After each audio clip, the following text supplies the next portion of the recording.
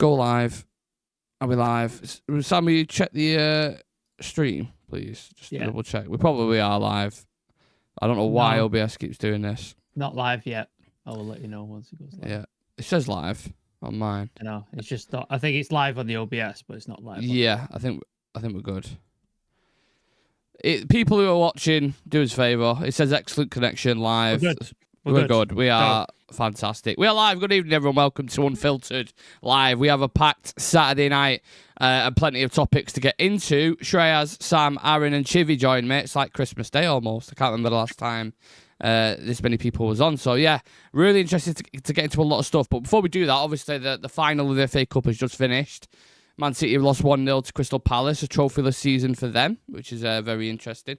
But also as well, as it comes to an end of an era, we don't need to spend too long on this because it's a United fan channel, but as maybe with all the players that are leaving, Gundogan, De Bruyne, or City coming to an end of an era, or do you think they'll just bounce back? Just general thoughts. Anyone can go in on that. Go on, Aaron. You're the biggest City fan among us, so... You're on a podcast. Someone's got to talk. Do you know what I mean? Nah, I'll go. I don't think it's as drastic as the end of an era. I think they'll reinvest, which they're already looking to do, and then they'll probably come again. But I'm here for it anyway. Hopefully, it is the decline. Looking fraud of a manager. Well, did you watch the final, Shreyas? Yeah. What do you make of I'm it? quite happy. Yeah, to think of it, I think Palace played it perfectly. You know, they got the goal and then they pretty much knew how to, proceed throughout the entirety of the game. Were quite lucky with that penalty save with Henderson and Marmoush. So, and overall, I think, with the way they also, the game plan they had, I think well deserved for them. Quite some time that, they've actually lifted a trophy and means that they'll probably be playing in the Europa League as well next season. So, very good, a massive achievement for them and, the players that they've got already in that squad. And when it comes to City, again, the kind of players that they're targeting at the moment, the players they might be able to get in through the door. I think next season they'll have a massive season, a massive comeback. Yeah, Sam, Dean Henderson shining for Crystal Palace is interested in it. Yeah, 2 United Academy players in the last 2 finals have basically shown pep up. Yeah. Good point. Kobbie Mainoo and now Dean Henderson. So I said when Marmoush stepped up and said to my girlfriend, I went, he's missing this. My girlfriend said that to me as well. I just felt he was missing it, and then he missed good save. And that kid that they brought, I forget his name, the 19-year-old from River Plate. He had a weird name, didn't he? He's not been on the bench at all season, and then he chooses to put him on the bench for the final and then bring him on, and he almost scored as well. Fair play to the kid, So I hope it is a downfall of City because football fucking needs it, doesn't it? Like, I'm so sick of everything being dominated by City, like league titles and cups and stuff. So if they could fall off for a bit, that would be good. Yeah. One of the biggest standout things for me though, Chivy, and this is where we start to get into Manchester United, watching someone like Mateta up front for Crystal Palace and the way he was holding the ball up for him at times. And their first goal came through him, basically. Just played up to Mateta, out to Munoz on the wing, and then he set up Eze, I think it was, to tap it in. When you watch a striker like that, or even just like, I don't know, a Strand Larsen or fucking Delap, for example, who we're linked with as well, and you watch Rasmus's performance against Chelsea, how bad is for you right now is Rasmus Højlund? I know we've said it for a while. I know we say Rasmus and all this stuff, but there's no way he can continue next season, is there? Surely. I was just looking at Aaron. As soon as he missed. I'm staying quiet. That's the only reason why Aaron is here today. To get it off his chest.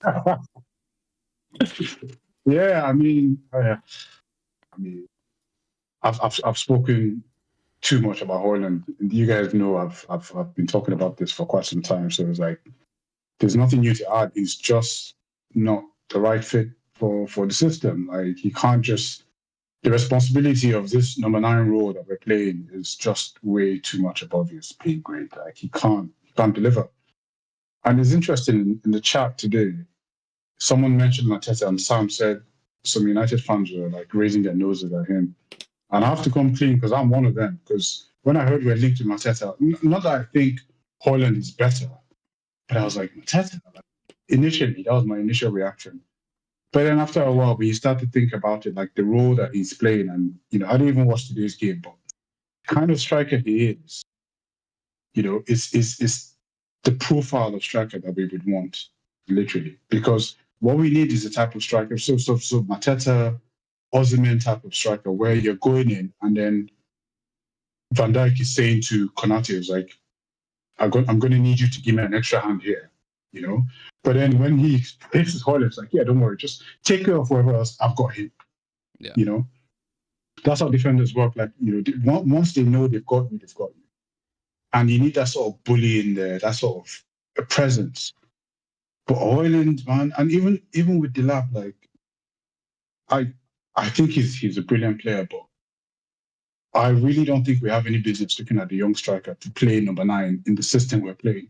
There's no point looking at the young. We need a confirmed killer, like someone who's been through the wars, an experienced striker who intimidates me. Like another young striker, okay, what's he going to do? So this is my thing. But yeah, Højlund, like he's just, I don't know. Like I'll leave that to Aaron. I think I'll give the alley-oop to Aaron, to finish that. First and foremost, disclaimers at the thing. I wish everyone could see the group chat. Yeah, my feelings on Højlund. The game on Sunday, Aaron was bad, wasn't it? I mean, that's got to be one of the worst cameos I've seen from a striker. Lost possession more times than he actually passed the ball. He isn't great in the air. Doesn't utilise his pace. He's awful at dribbling. He's got one of the worst first touches I think I've ever seen, and 4 goals all season. It's horrendously bad in it at the minute. Yeah, shocking. It's like, I can't even fucking, like, I've never seen someone that can't touch what can he do? He can't touch the ball. He can't pass the ball. You can't win the ball in the air. You can't finish. It's like, he'd be better as a centre-back in. It's like, I don't know. There's, even jokes aside, like, you can't, like you say, you can't continue. We're just effectively playing with 10 men every time he's on the pitch, and people say, "Oh, he don't get service and that." Mate, I won't pass him the ball. He can't control it.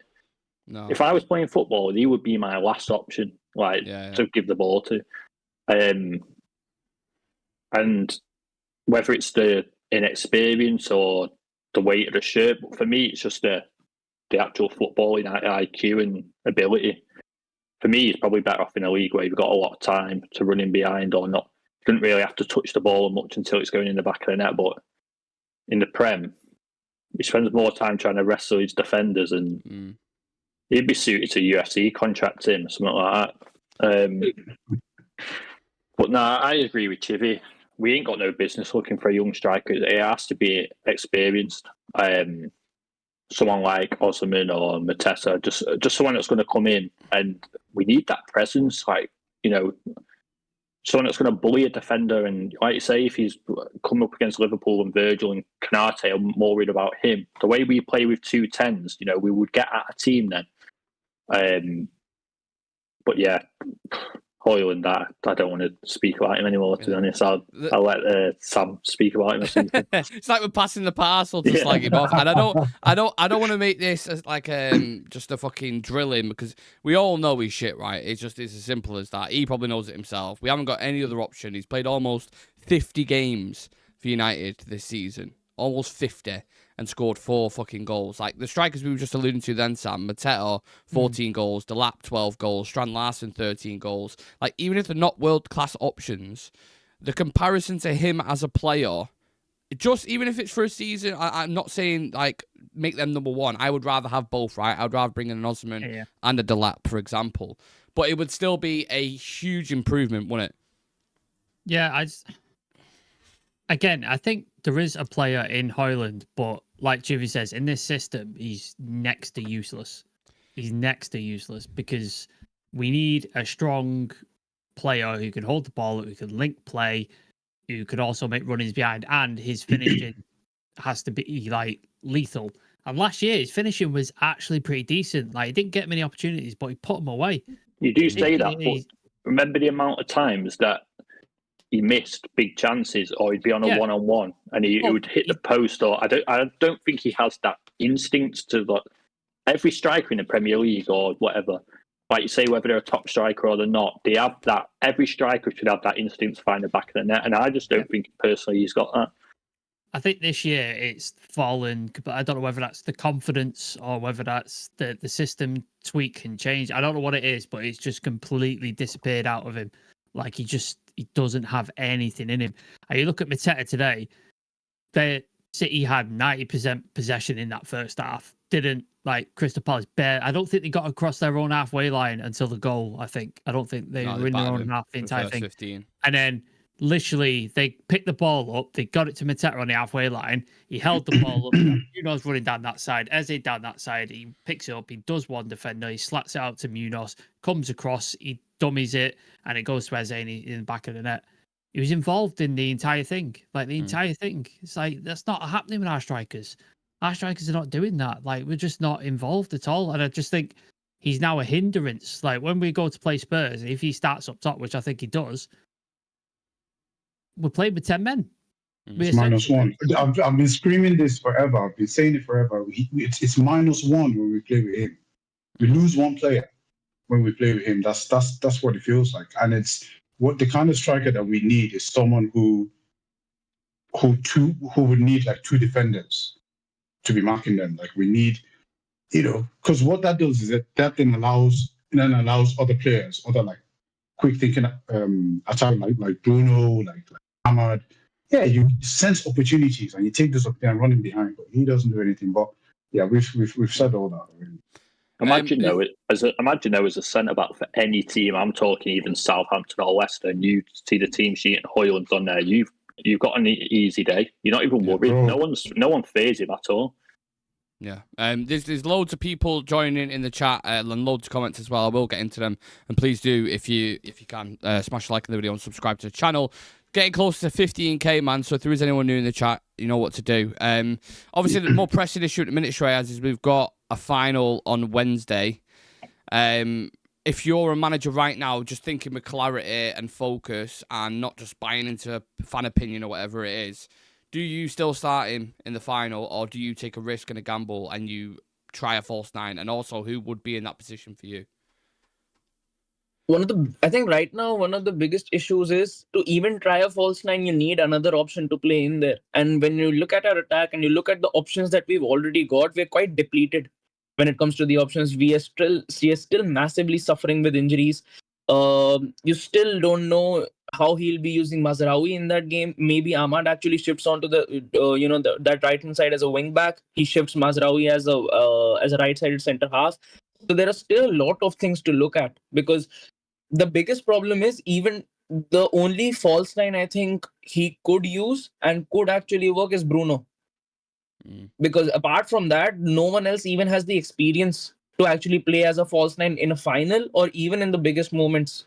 But then do you take him out of midfield for the lack of progression, because that's why he plays in there in it as well at the same time. Like, you'd almost want to split the person in half because of how important he is on the ball. I think when we have Ugarte and Cass in there, it's great defensively, but going forward and progressing the ball, I think that takes away from it as well.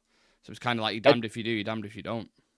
I think when it comes to ball progression wise, I think Amorim would most likely be looking at not to concede an early goal, especially against this Spurs unit in a final. And I think Ugarte and Casemiro are quite good when it comes to ball recoveries. I get your point when it comes to ball progression, but I think he's going to go with that Ugarte and Casemiro again. He's been going with that sort of setup, in the past few matches in the Europa League as well.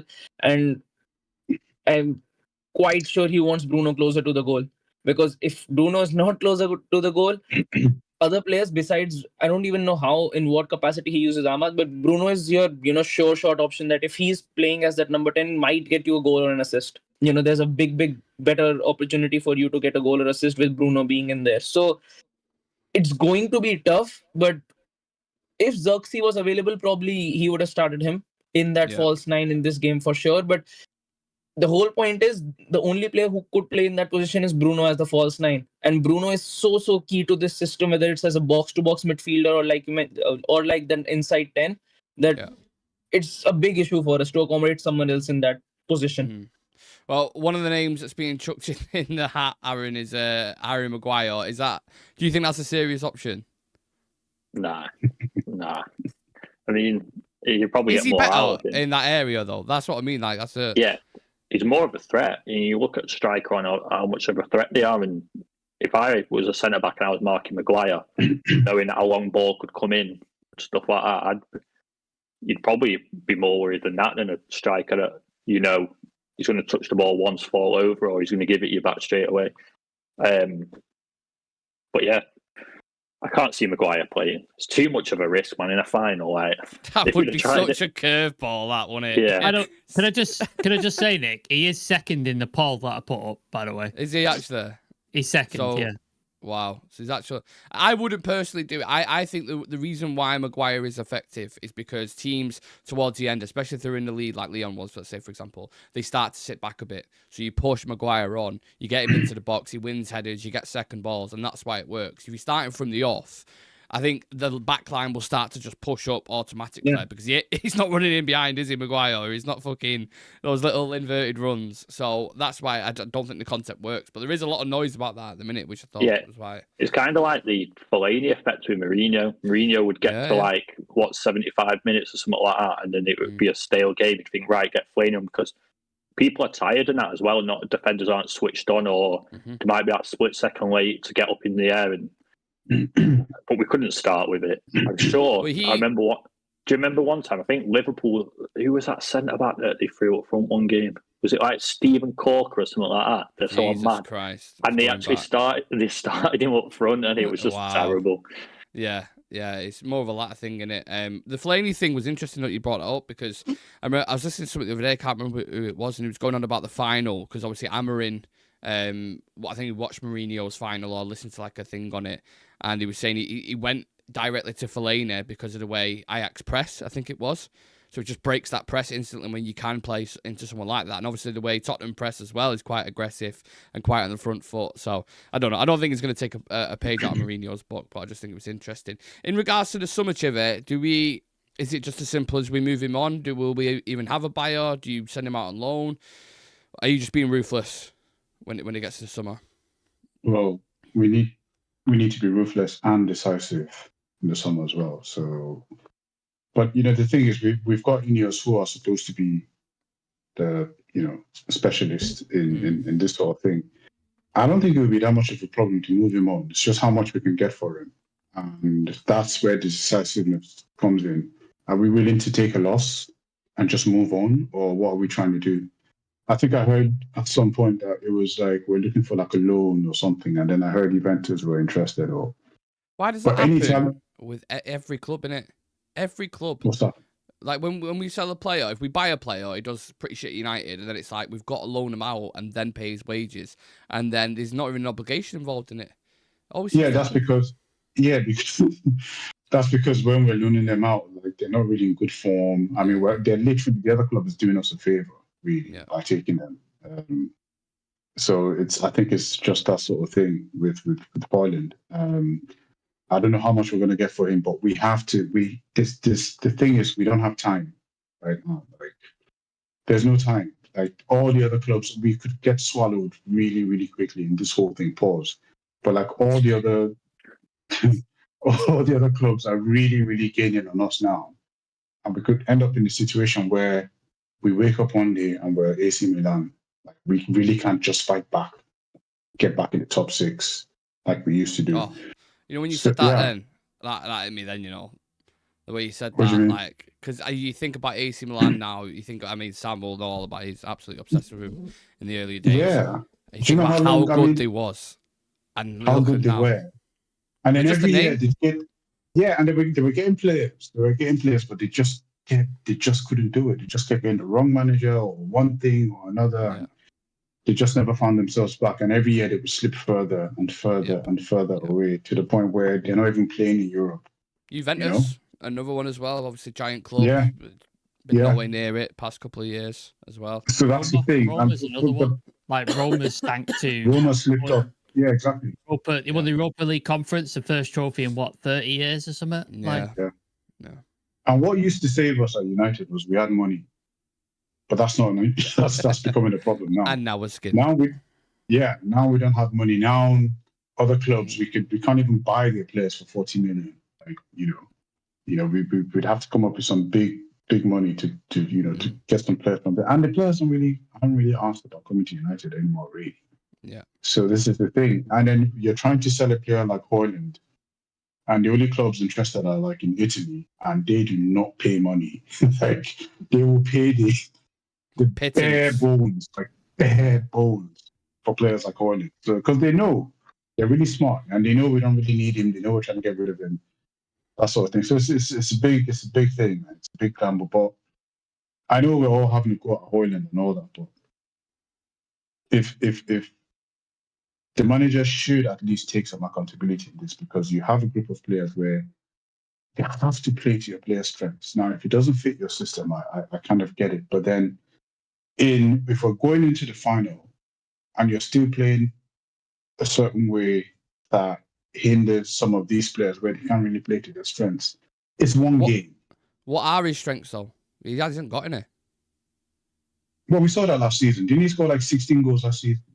Yeah, I mean, he's described, or we bought him as this channel runner, right? Who likes to get in behind. He can get a quick shot off that kind of snapshot thing. Yeah. But he just looks completely destroyed of everything at the minute. I don't see him do any. I mean, there was an opportunity on Sunday when he got to the edge of the box, and he got tangled up in his own feet. It was like, he had Do you remember the Maguire goal that didn't end up standing? If you look at the positioning, Maguire is on the line and he's making a run like a striker. Yeah. Where's Højlund? He's offside and he's facing the wrong way. He's looking back towards his own goal. Like another big thing is your positioning should be spot on, and you should be making that run. Why is our centre back making that run better than you are? Yeah. Like, I mean, I get it. Like, I'm a bigger Højlund critic than you guys, so I kind of get it. But like, it's just, for me, it's like if you can play if you can play him into a situation where he's able to use his pace, which is one of his strengths apparently, if he's able to use his pace, and then if he can just play that poacher role. When I was watching his highlights before he came in, all his goals for Denmark, he doesn't take more than 3 seconds with the ball. It's there, he slides in, he scores, or it's one of those. It's like a poacher sort of. The goal he scored against, was it Bodo Glimt? Bodo Glimt. I was just about to say that. Yeah, that's the kind of goal he scores. Like literally, just that sort of thing. But you can't put him in a position where he has responsibility of the ball. He has to make a decision. He's not going to do it. Like that's not how his game is. And I'm not making excuses for him. I'm just saying there should be a little bit of accountability from the manager as well, at least to be able to notice that this guy is shit. Everyone can see it in this position. So why keep playing him there? Make a situation where, because Amorim says this all the time when he first came in, he said it's not about the formation, it's about the idea. This is what he said. That my style of play is not, it could be 3 at the back, it could be 4 at the back, 5 at the back. It's the idea. This is what he said. I'm just quoting him. Yeah. So if you can't move things around just to make this guy sort of, just be a little bit productive, even if he doesn't score, pull a defender here, or but now he's been crap. His confidence, like I know a lot of people wouldn't understand this, but your confidence really, really affects you. And he's been he's been in this mire for a long time, and I don't think we're going to get anything out of him, to be honest, man. So, and I still think he starts. Well, I agree. I think he starts. Yeah, I think he does as well. But I just want to ask you, before we get to the comments, quick fire each, one word answer each. Who starts in the final? Does everyone think Højlund? Yeah. No curveballs. Are you asking who we think starts or who's Amorim starting in the final? Højlund. Yeah. Who are you starting in the final? Johnny Evans. I'd start with 10 men. No, but obviously you're not going to start with 10 men. I mean, genuinely, out of the options that are there, we've seen Kobe play. We've seen Kobe play that role before. We've seen him play the false 9. We've seen Bruno, Kobe, and Garnacho play that top front. It can be a Bruno, Garnacho, Ahmad sort of thing, or Bruno, Kobe, Ahmad. We've seen players like mix it up. We've seen them mix it around. So why not? Why not try something like that? But he's not going to do that. The thing is, he could box out that midfield by putting Kobe or Mount, one of them in the false 9, and actually have Bruno as well as Mount, or as well as, Menu in there. Because to be very honest, that is the only way you can actually stop that Spurs midfield from clicking. If you can actually, just completely, outnumber them in midfield. Because apart from that, you're just inviting them to, cut you open centrally. Yeah, I think it's going to be. I think he definitely will go with Højlund in the final, but I'm just maybe there's a curveball there. I'm not sure. Charlie Malman saying Alvaro Fernandez to Madrid for 50 million looks to be a done deal, which means 25 to United. So we sold him in total for 35. Do we have a sell-on clause with him? I thought it was just a buyback. We got both sell-on clause. Oh, sell-on. So we get what? Yeah. How much? We get 25 million. It's 40%. I think we get 40% of it. I think 45%. Yeah. Oh, yeah. Okay, wow. Great. So we got one over Madrid then. So how much did we buy him from Madrid? It was cheap, very cheap. When it Alvaro, 5 million ish, I think we went for. So bit of good business there, I suppose. Didn't know that. Yeah. Tiger's saying Garnacho should be up top as our striker. I couldn't disagree with that more. I think Garnacho, for me, is an out wide player. He needs that space out wide to run at people. Imagine him central as a striker. If you're frustrated by Garnacho's finishing now and you put him central, Jesus Christ, you're going to be like losing your mind by the end of that game. Derek saying yesterday was crazy. I'm all for supporting our players, but wow, that was bad. Even the way he lost the ball, not the amount, the way it was amateurish. Sorry. Ray saying all three of my City friends have blocked my number. That's football heritage. Nice. The false nine is a must. Rasmus is Man United's worst striker in our history. I'd have Mount do the false nine role and have Garner and Bruno in the 10 with Ahmad as the fullback or wing back, whatever you want to call it. Some people are saying play Mainu there. Yeah. I just don't think he will do it in a final. I really don't think he'll. He won't do it. He won't do it. But just try something. Like try anything. Try anything. Like please. That's the whole point. But surely, if you was going to do it, you would have done it in that Chelsea game as a trial. Yeah, that's what I was. He's not doing it. He's not doing it. No, he's not. He's not. The max you can probably see is having Bruno and Mount in the 10s and Garnacho starting off from the bench. That's the max that you could see. Keane said he looks like an academy player yesterday, and I thought that was generous since I've seen miles better from Obe. Lumen starting Rasmus in the final might make the Spurs defence ignore him with a perfect pass he may score. Just a thought. I'm wishing on a star. And Muniz puts Maguire there. I want to get into the manager, actually, because I think this is where the conversation's going to get very, very interesting. And there's going to be many different opinions on this, of course. But he mentioned before the Chelsea game yesterday, he was talking about Blackburn, Leicester, Forest, and the situation they was in, almost being relegated, and then even getting into Champions League football or winning titles. Seemed very positive, talking about improvements in training and all this kind of stuff. But as we look at it now, and Sam, I'll go to you first on this. Mm-hmm. As two separate situations with Ten Hag and Amorim, what in your mind? What are the differences that you're seeing? Because the league table doesn't lie either, does it? It has gotten worse since he's come in, but there is context to that also. I think, the form's not great. I think in game it's a lot less chaotic. Like I think we watched Ten Hag games and it was just like a basketball game on it. It was just all over the place. Yeah, like we would go full out attack and then we'd just be wide open at the back. I think if you look at the stats, we're conceding less shots.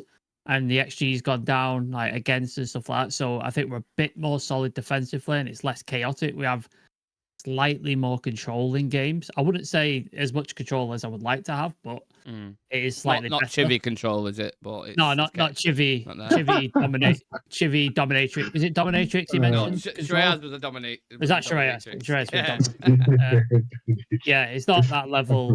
But I think there's definitely, because his system is so specific, he needs specialists. Like he needs specialists in his position for this system to work. And one of those is wing backs. And he's brought Dargu in, he's not looked fantastic. And then we've had Dallo, who we all know is Aaron's favourite player. He's got his shirt and all that sort of stuff, poster on the wall. If you ever have a 50th reunion, Aaron, I'm going to invite Donny, Dallo, and fucking Højlund to it. Yeah. And then we'll get Damian as well for Nick to talk to. He loves in between us turning up. I know. Yeah. So I think that's a flaw there. We've seen better when Ahmad's played out, who is essentially an offensive winger, an offensive player. So I think if we can get a 10 like Cunha in as something like that, and then a decent striker, don't even have to be Osman, don't have to be Jokeres, although I'd love them.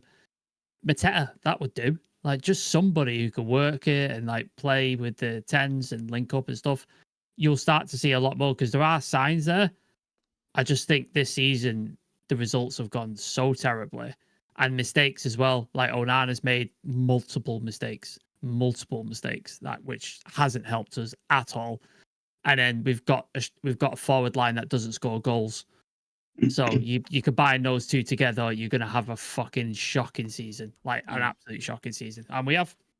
Well, under Ten Hag, Aaron, obviously we had the thing that you looked at, and the biggest talking point every single week was the midfield, was the gap in the midfield and the space, and how far the attackers and the defenders. You got a deep line, so you got Casemiro trying to cover this island of fucking thingy which he was struggling with clearly. But what is it under Amorim? What's his stamp at the minute where you're like, I don't like that under him at the minute when you watch us in a game, or is it multiple things for you?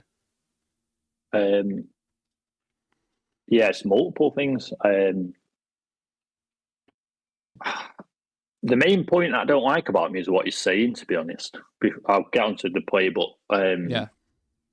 about obviously, he talks about all his system and stuff like that, but I'm a big believer in. I said the same. You can go back. I said the same things under the Ten Hag, that you work with what you've got. Like, you have to get the best out of what you got. Like, as a manager, I think it's such an easy cop out nowadays to be like, they're not my players, not my system.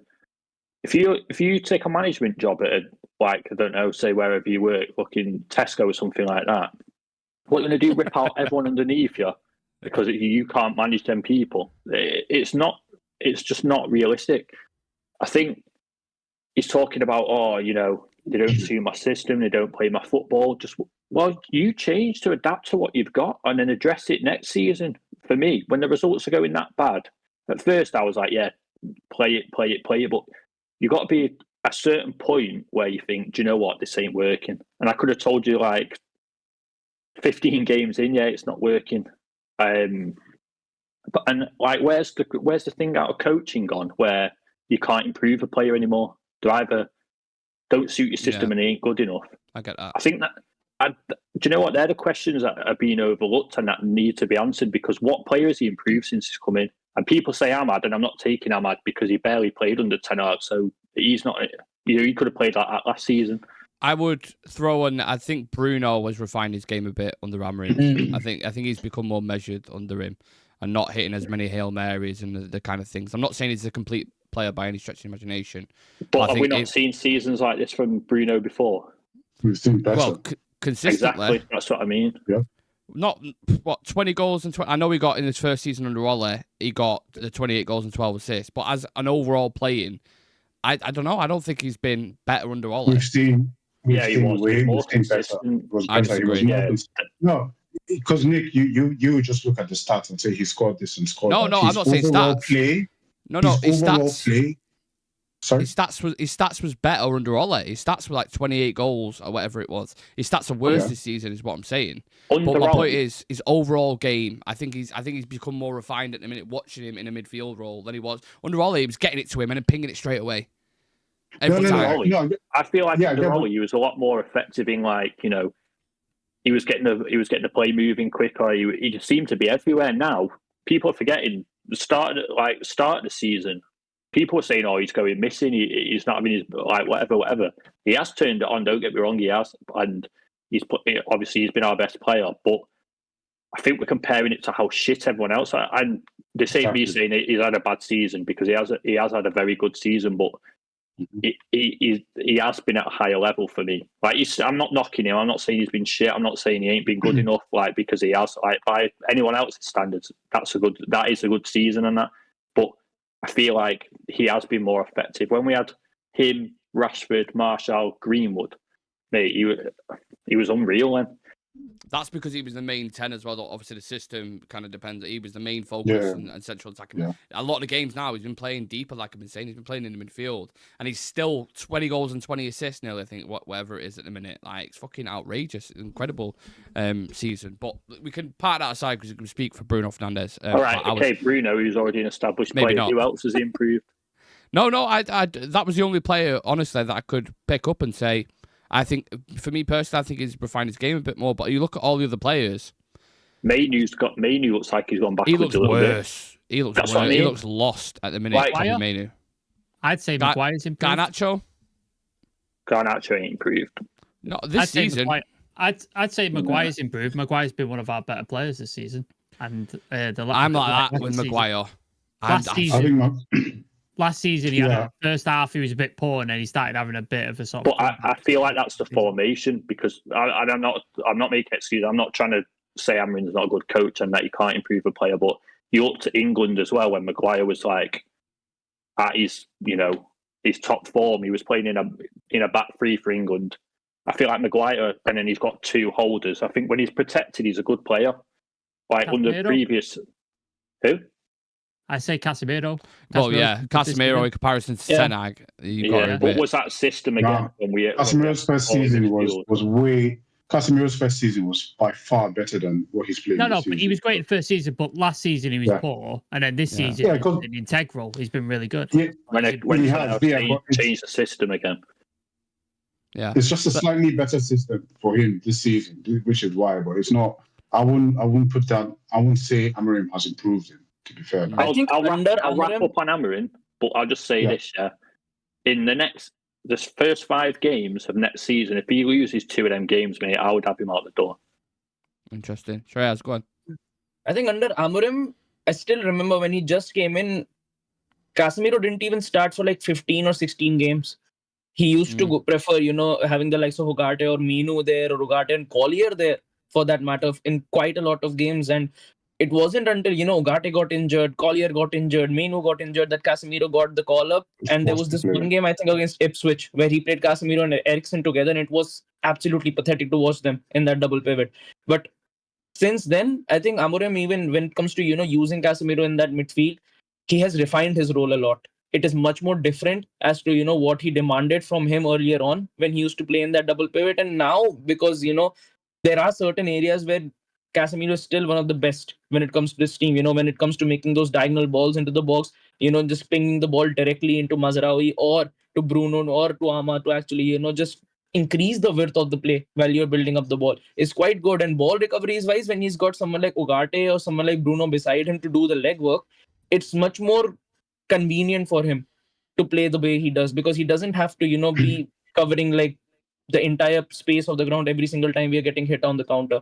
So he has definitely, when it comes to Casemiro, I think refining his role has got him to play much, much more better, because this system and this profile focuses more towards his strengths rather than weaknesses. Yeah, I have to admit. Can I add to that? Go on. No, go on. Let's not forget that when Ruud came in, we saw a glimpse of that with Casemiro already. Remember the Leicester game? Well, Casemiro and Ugarte became that midfield partnership for those 4 games under Ruud, and he looked a lot better than what he had looked before. Now, I'm not trying to, say Amorim is a good coach, but sometimes I think we put too much stock in some of these managers when they come in. And one of the reasons I'm saying this is because Amorim said it himself. When Casemiro later on started picking up form, and he, in one of his hundreds of interviews that he did, when they asked him about Casemiro, he said he's still getting to know his players. So he still doesn't really, really know his players. So this is what he was saying, and he's learning new things about Casemiro. This is what he said. So he's still learning his players. He's still like putting things together and all, So sometimes I think we put too much stock in these managers. Like they come in and we think, he knows what he's doing. And no, they're still learning. They learn on the job, and this is what it is. And he didn't trust him before. He starts to play him. Listen, Casemiro is on the decline. That's a fact. Like there's no physically game is, But what I'll give Amorim in playing Casemiro is that he understands that moving forward, as far as attacking, he's integral to the way we play, because he's one of those players that he won't dilly-dally on the ball. He'd always release it. He's always releasing it, and that's one of the things I'd give him that with Casemiro. But to say he's improved him, I don't agree. I don't think he's improved him. The league table, first and foremost, doesn't lie where we're at the moment. Yeah. It doesn't. Like we're 16th in the league, so we have got worse. I do think there is something in the fact that I know you should improve players that you've got, but I think in his system specifically, it's not like a Sean Dyche 4-4-2. You just lump anyone in there. You do need tailor-made players in there. So I'm willing to be open to that at the start of the season. But the issue is for me, there's probably 3-4 players max that I would keep in this team at United in a minute, who I think are a good enough level. I think Yoro, Ahmad, Bruno, maybe Mazraoui utility player. Apart from that, I'm looking over. Even like I'm a big fan of Mount, but how much change are you going to get out of Mount per season with his injury record? Same thing with Shaw and other players. And we started that game on Sunday, still with Friday. Maguire, Lindelof. Sunday, it was Friday. But fucking hell, what day are we on today? Saturday. Saturday. Yeah. Jesus Christ. Sorry. On Friday, we started that game with Lindelof, Shaw, and Maguire. And that's a problem. And Onana in net as well. So I think even when we get into the summer, and we'll talk about that in a moment, you've got so much work to do. And you're only going to be able to bring in, Amorim's only going to be able to bring in 3-4 players that are really going to affect the team. And you're still going to be starting. Dallow's still going to be here. Maguire's probably still going to be here. So there's not going to be that much significant. So what are the realistic targets, I suppose, is what I'm getting at, Sam, for next season for you? What do you want to see from this team and the manager? What, in terms of transfers or in terms of progression in competition? Both. What do you want us to improve on? What kind of players do you want to see come through the door, and we can start shifting to that kind of conversation? Sorry, Yeah. I want to see players who want to be at United. I don't want to see mercenaries who down tools when things get tough or they can't be asked when things are a bit down and stuff like that. There's too many of those players. I want to see players who are not consistently injury prone and you just can't stay fit, and then we keep hold of them for 9-10 years and we don't get rid. I also want to see a cutthroat from Ineos, players who are not working, who are not good enough, they go. You do everything possible to get them out the door. I know it's not simple as that. I know it's not FIFA, people commenting on our things. Sell him. It's not that simple. You can't just sell a player. It just doesn't work that way, unfortunately, as much as we'd like it to. But I'd like to see us do everything possible to get those players out. They've said Cunha and the Delap deal don't depend on sales, so they're coming in no matter what happens in the Europa League. Yeah. If we win the Europa League, obviously we in the Champions League financially we're better off, and then also we could attract a better caliber of player. And people are like, "Oh, why are you talking about the Champions?" I don't expect us to do shit in the Champions League. We're going to get battered. I'm just being honest. But we could attract players because we could be we're in the Champions League, and players will come to us. That's the attraction. We're not going to do anything in the Champions League. We're not. So that's a positive. So if we could attract players who are quality, who work hard for the team, who don't cost an absolute fortune in wages, that's what I want to see from us. And then next season, if we can push for anywhere from 8th to 6th, I think that would be the aim. I don't think we're going to get anywhere near top 4, top 5. I just don't think that's realistic. And try and go as far as you can in a cup competition. Try and go somewhere in the FA Cup or the Champions League. Try and get as far as you can. That would be progression for me. Well, Ineos are pushing this thing, Aaron, with youngsters, and we want to buy the next generation of superstars and all that kind of stuff. Is there not merit in also taking the route of Inter Milan style kind of recruitment? You look at the players that they've brought in, for example. I know sometimes you watch Italian football. If you go through the list, I'm pretty sure we did it in the WhatsApp group chat as well. The players they're picking up on frees and £6 million, £7 million, and they're having a giant impact. So obviously in the final of the Champions League.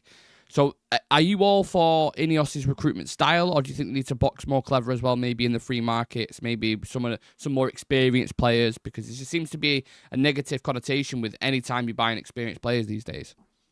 Yeah, I think it's because United fans are the extreme because we went through a stage where we were buying Cavani and Ibrahimovic, and when we desperately needed a striker that was going to be around for years. But I sat here last season and I think I remember Shreyas did saying that, we've got the young players, we need to add experience. And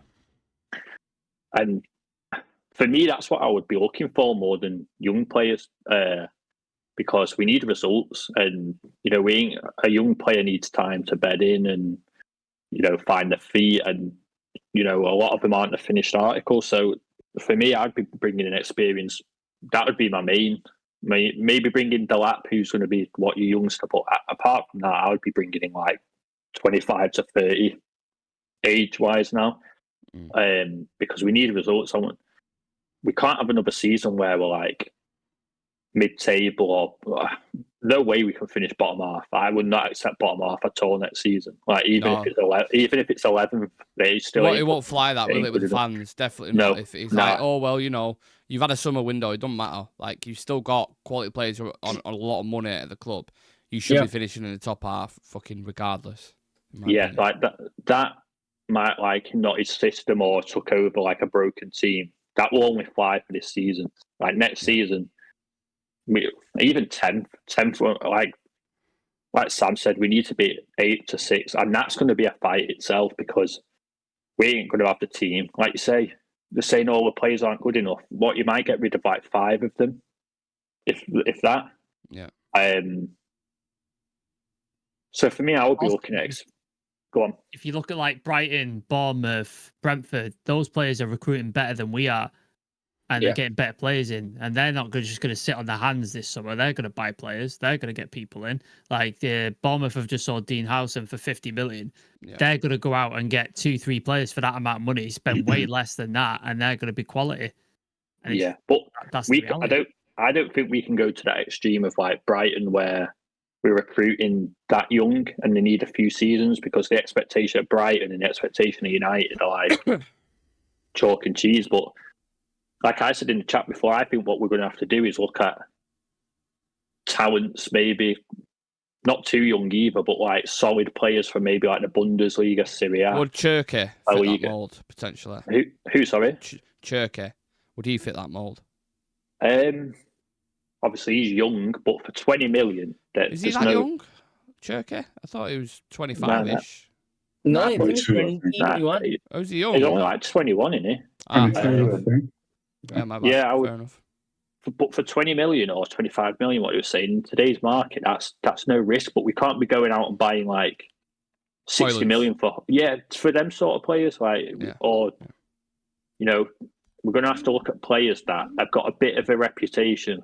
Maybe not the best in the league, but maybe the next category down that are going to give you like 7-8 every week, and we're going to have to go that way because we can't be dropping like 60 million on Cunha. Yeah, that's a good deal, but not every player can be that price tag. I think we're going to have to, like you say, box clever. Looking the free agents, like Jonathan David might be one to look at. The wages might be bigger, but if we get Rashford off the books, we get Sancho off the books, there's going to be a lot of wage there. But yeah, I can't see us bringing in youth, and I don't want to. We've got enough for me. Yeah, we've got a lot of young talent. Can I ask you guys a question? Yeah. Player for player. Do you think Brentford has better players than United? Yeah, 100%. Player for player. Yeah.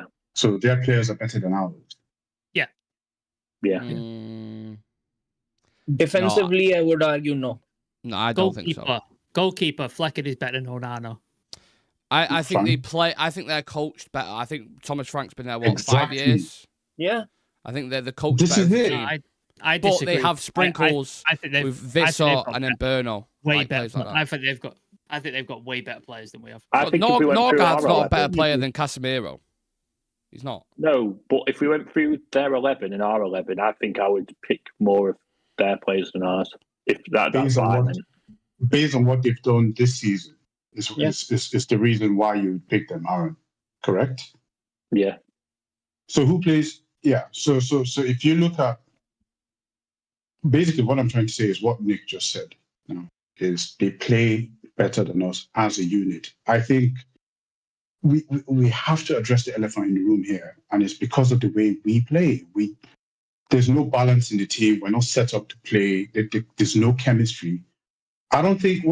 We've got really bad players, but we're not 16th bad. We're not. No, we're not. Definitely bad. Not. No, we're not. This is the point I'm trying to make. Why is it that we've got Anthony terrible left, and he's probably one of the most informed players? Just context to that though, because that's in a different league for me. Yeah, like I just don't think no. But he's playing in a different system. He was playing in a different system. Came here, he's moved and played. So I get what you're saying with the context, but it's like if he was that shit, then he would be shit somewhere else, or at least he wouldn't be as good as he is right now. It's the point I'm trying to make. I agree, though. I think we're badly coached. Yeah. I think we're badly coached. Sorry, go on. I was just saying, are we badly coached? This is one of the reasons why Amorim didn't want to come in mid-season. Because you don't have a pre-season. You can't, like, we're talking about Thomas Frank and teams like this. He's been out there for 5 years, drilling. Arteta's been at the club for 6 years at Arsenal, like, getting him to that point. We're judging a man based off 4 months who's just come in. How about the Wolves guy? Didn't they make their debut together? About who? The guy who's managing Wolves. I don't know his name.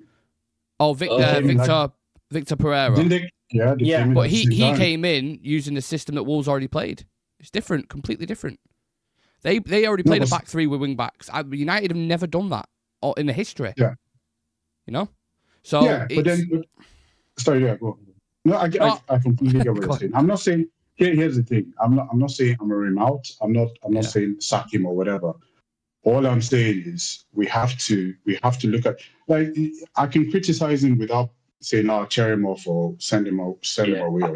I'm just saying there has to be there's some sort of accountability that has to be there because we keep focusing on the players.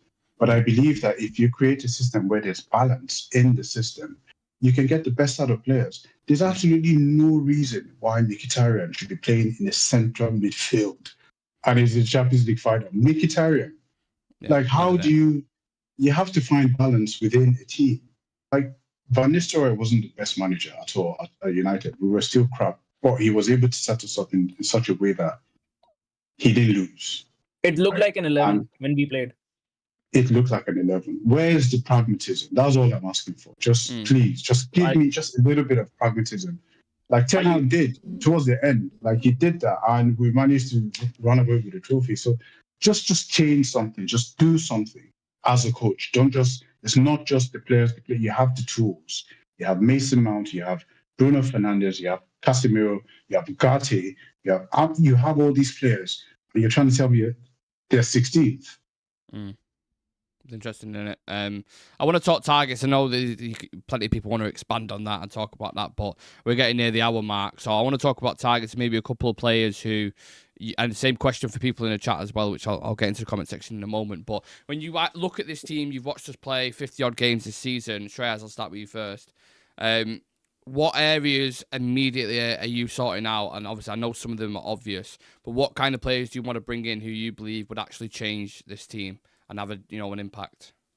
I think a goalkeeper and striker are the first two priorities for me moving into next season. And I think even for the manager, because if you don't have a reliable striker and on top of that, not a reliable goalkeeper, your days are absolutely numbered at a club. Even if you play very good football, but your goalkeeper is making mistakes every single game, it completely breaks the morale of the town, morale of the team every single time, even when you're playing good football. So I think these two positions are definitely important. Once we are able to address these positions, I think firstly would be a wing back. I think you desperately need another wing back to bring that sort of dynamism and someone who Frimpong's just gone for 35 million as well. Not even in conversation. Mad. Yeah. And not a pricey deal, especially for someone who's that young and that explosive as a wing back and as a winger, because he can feature as that 10 inside 10. He can feature off as a wing back as well. Yeah. So he would have been perfect, but for some reason we weren't even in the running for him, which is quite surprising. So wing back is definitely there. Another inside 10 is definitely there, and a midfield as well. But I don't know. I'm sure we're not going to be able to sign like 5 to 6 players within one window. I think there's going to be more context to it when it comes to our outgoings, how much we are actually, in real life, absolutely going to be able to generate through outgoings as well, because we can discuss, like 45 mil for Rashford, we can discuss 35 mil for Antony, but what actually happens in the window is yet to be seen. So how much we are able to generate through outgoings, I think we'll still be able to pull through with 3 or 4 signings. I'm sure that at least a couple of them would be players we're not even considering right now. So, which is something I'm going to be looking forward to, because I want us to be, linked to those lesser known names, or at least names that are not that straightforward for us to look at and go, oh, United are definitely going to be, going for him in the window. But I think 3 players we'll definitely be signing. If we are able to get it right, though, those 3 signings, we'll absolutely see an impact in this team, because we can still see, when you look at a defensive line, take Onana out of the picture and just at the centre backs, we've got quality there. Aiden Heaven is quite good. Lenny Yoro is quite good. Lisandro was actually playing quite good before he got injured as well. Maguire is quite reliable. Elect has been a very very reliable piece as that's in that central position as in that what's weird though? partnership. Sorry, Shreyas, to cut you out. Apologies. I agree with that, with what you're saying, but at the same time, we've conceded 54 goals because there is not enough when it comes to why we concede so many goals. Sometimes we are caught napping, and with the wing backs as well. I think the positional awareness is just not there at the moment. And we've seen it on a lot of occasions that teams are absolutely able to cut us through when it comes to the flanks. We saw it in the last game as well that we played just now against Chelsea. You saw Neto, you saw Madueke, the way they were absolutely able to bully us on the flanks and move into attacking units. Chelsea were terrible when it came to finishing, but if that was Liverpool, they would have so much more joy on the wings and create so much more opportunities. And any clinical team can make much more, I would say, opportunities in that area. That's why I think Spurs, you need to double down on their wingers. If Brennan Johnson and the likes of Son are allowed to do what Chelsea were doing, they'll score a lot more goals.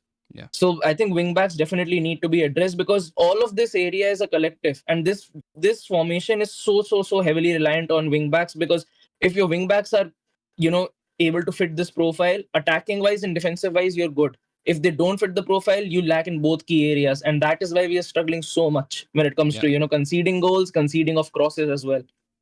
Sam, what are the main issues that you're sorting out over the summer, and how ruthless do you think they're going to be? You're not going to be able to be as ruthless as you'd like to be, because there's issues that I don't think are going to get addressed in the summer. Like the goalkeeper is probably not going to get addressed this summer, in my eyes. Like, as much as I'd like it to be, I just don't see it happening. So all the people who are just like, oh, just get rid of him, like, get a new goalkeeper, it's just not realistic. Like, it ain't going to happen. There's other priorities that they're going to sort first, and goalie's not one of them. So striker's obviously going to be one that's get sorted. The 10's coming in. I think we need midfielder. Obviously, we've been linked with a couple. With that Mastuano from River Plate has been linked with us. I like him. I like the look of him. And then there's a couple of players who we haven't been linked with, but I would like us to be, like Anton Stash, Stieler in the Bundesliga. They're really good options. I would love us to take a look at. Obviously, I'd love a guy like Baliba, but it's just going to cost us 120 million, isn't it? Probably if we go to Brighton and try and get him. So that would be nice. And then, maybe a right wing back, but it just depends what he does with Ahmad, like where he sees Ahmad in this team. Does he see him as a 10? Does he see him as a right wing back? Where do you see him? Like, I think he's better in the 10, personally. I know you guys might disagree and you might see him better in the right wing back, but I think he's better in the 10. So it depends where he starts. And then left wing back is still an issue because Dog, who is raw, still finding his feet. You can't rely on Luke Shaw because he's just not going to be able to do that running. So left wing back, that's a potential issue as well. So there's so many issues, there's so many areas, and not all of them are going to get solved. So fans are going to have to buckle up and go. We're going to go into the next season. There's going to be players that you don't like, and we all know shouldn't be here, but they're going to be here just because of the reality of the situation. Chivi, do you still have faith and trust in Ineos that they'll get it right this summer? Oh, you're on mute. Sorry about that. Yeah. That's all right. Yeah, go again. To be honest, like, I wouldn't be surprised if they pull something out the bag. And the reason I'm saying that is because people like Omar Barada, I mean, they know, like, time is not on us. Like, we don't have time for trying to build up in another couple of years. Like, the target he set to challenge was was it 28? I think he said. Yeah. Yeah, 2028. Yeah, we might extend that now. Yeah, and I think with the sort of people we have backstage, with your Vivels, your Wilcoxes, I think there's a bit of shrewdness. I sense a bit of shrewdness with them, and I think it's the sort of thing where we might cut a few losses, do some Onana to Saudi sort of thing, and then get some other goal. I can see them pulling something out the park now. Yeah. Whether I believe they can do it, I won't be surprised if they do it now. And if we go on without getting a new goalkeeper, like, I'll get it. But then I would not be surprised, because I think I sense a bit of ruthlessness with Sir Jim, and there's a bit of impatience with him. Like, for him to realize that Rasmus was not on the same page with everyone else and then just like cut him off. That's the kind of like, he's like a results-based sort of person. And I think this is how Ineos is. Whether or not we go for like really, really top players, I don't know. But I think we'll be able to get some, deals done on some obscure players sort of thing. And I won't be surprised, to be honest, if we see we were linked with some goalkeeper who used to keep with us before. Yeah, and Antwerp. Yeah. Some guy or something. Yeah. So I won't be surprised if we see something like that happen, especially with Banana. Yeah. Aaron, you've been quite clinical and ruthless in your assessment of Amorim. That's why I've left you till last to kind of finish off with in regards to what you see happening in the summer. You made that statement, I remember, about Erik ten Hag as well, that he won't be here in December. Do you feel a similar vibe with Amorim? I don't know. It depends what summer, because like Chibi, I was going to say I think we might bring in maybe 5 new players. I could see maybe 5 new players coming in. There's 2 talked about already that, Cunha looks like it's going to happen. The lap looks a real possibility. And then you look at the outgoings, Rashford might be 40 million. People are forgetting, I think Garnacho's going to go this summer. I honestly do. I think, you maybe get Cunha plays in the same spot as Rashford, basically, as Garnacho, where he plays in a minute. So you sell them 2, you've got possibly like 80, 90 million there. Then Anthony goes, you're looking, you could generate about maybe like 120 million. And then whether Onana goes, Milinkovic Savic, you're talking about 15 million for a goalkeeper. Yeah, that's the keeper. Yeah. Oh, the one who came up through the academy. Well, he played in the academy for a bit, didn't he, where it was. Do you know what? He's actually a real good goalkeeper him as well. When I obviously I've watched bits of like Serie A and that. Torino, I think. Torino, yeah. But he's been good for a few seasons. Good shot stopper and that God knows that's what we need. But I think you're going to see some shrewd signings like that. I honestly think they might be paying like 25 million for players, and it might not be superstars, or they might not be players that we really like, are household names. But I honestly, they need to be busy, and I think they know they need to be busy. So I think we're going to get like at least 5 new come in. In terms of being ruthless, I would be ruthless, but you don't know. For me, like Agate's pants, I would sell him. But again, they're not going to sell him after 1 season. It's just not realistic. So yeah, and areas that I concentrate on, probably just a spine. So I'd look like a goalkeeper, a centre back, midfielder, 10 striker. If we got like 4 players there every season. You're right, but I feel like under Oli we said it, under ten Hag we said it. Like we've bought like 4 midfielders, and we've been every season we say we need a midfielder. We've bought like 4 of them in the last 5 years. But if we're pushing his system and we're all talking about he needs his system, then they need to address the wing backs, because if they don't do that, then the system is just going to be flawed again next season. Yeah. So, realistically, how many players can you bring in? Yeah, because we don't play. That system is not meant for wing backs. It's meant for wingers. Like he played wingers in Sporting. He converted wingers into wing backs. That's why Ahmad is so good at it. Like what you need in those positions is someone who's attack dynamic first. As well. That's the sort of player who's not defend first, basically. And but we'll see. But you look at Bayer Leverkusen as well. Alonso did exactly the same thing with Frimpong, and who plays on the left? Ronaldo. Obviously they were full backs that he's turned basically into wingers. So for his system to work, you look at them 2 positions. So I honestly don't know. I expect a striker and a number 10, but after that, I don't know what's going to be addressed. Interesting times over the summer. Just finish off in his last few comments. Derek saying PSG bought Ugarte because they had Messi, Neymar and Mbappe, so they needed a ball winner. Why did we buy Ugarte when we don't have that quality? We need a ball progressor badly. That tells you all about our issues. Aaron Mitchell saying, can I skip the poll because they're all crap? Do as you please, mate. Thomas Frank has bought most of those players. Yeah, that's another thing as well. Raynate is saying, I actually think we've been coached to win in at least 80% of games under Amorim. Look at the cities we miss every damn game, lads. It's interesting again. Anthony's playing and training in a different environment. Also, the mood around United cannot be good. It cannot be a nice place to work right now. Don't know if your job's safe. No lunch. Teams poo. Adil Hamid says we need 8 new players from 20 to 25 age, if not another top 6 fight this time. No Europe too, unless we face FA Cup again. Punch Paint saying, big up Real Reds Talk, absolute legend, the most authentic fan channel. It's been one hell of a season, and I'm grateful you guys carried us through, keeping it real. Absolute legend, thank you very much for that. James second that. Dan Raham says Amorim out. So he's obviously had enough of the manager already. Steph saying I'd play him out in false 9. James saying he might not count Ahmad as either a wing back or a 10, and Ahmad might fill one of Ruben's utility slots. And yeah, people going on about Amorim in the chat. Look, we'll leave it at that because I'm sure we could sit here for hours and talk about it, but people have lives and stuff. So yeah, we've got. Can I ask one question before we go? It's got to be quick fire though. We've got go yeah, for it. Yeah.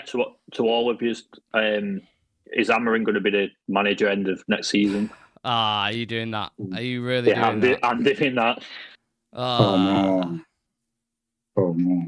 Yes. Yeah. Yeah. Yeah, I can see it. Like if he gets his players, this is the sort of football where if he gets his players, the right players, I can see it. Yeah, if he I can see us being 6th, 7th. Yeah.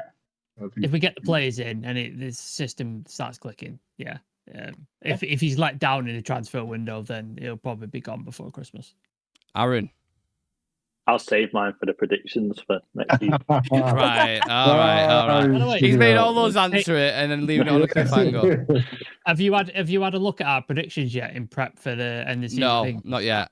But that's going to be fucking. There's got to be some mental stuff. Do you know what? Yeah, I remember all 3 of mine, and mine have actually not been. Yours is spot on, Aaron. You got like a lot of yours correct. Like, we've got time for that. Top 5 or top that sort of thing. Yeah. We all did it like So we've got a few weeks. So that'll be after the Villa game, and we'll do that. We've got a massive final ahead on Wednesday. So anyone who's watching now, watching live, watching later on, check out the socials for all the updates building up to that in terms of who's going to be available, injury updates, transfer stuff, Instagram, TikTok, and Twitter. Drop us a follow, smash a like on the video. It's been really nice having all the lads on and discussing it, doing what I do. Love doing what I do, should I say. So yeah, appreciate you all, and we will see you guys in the next one. Have a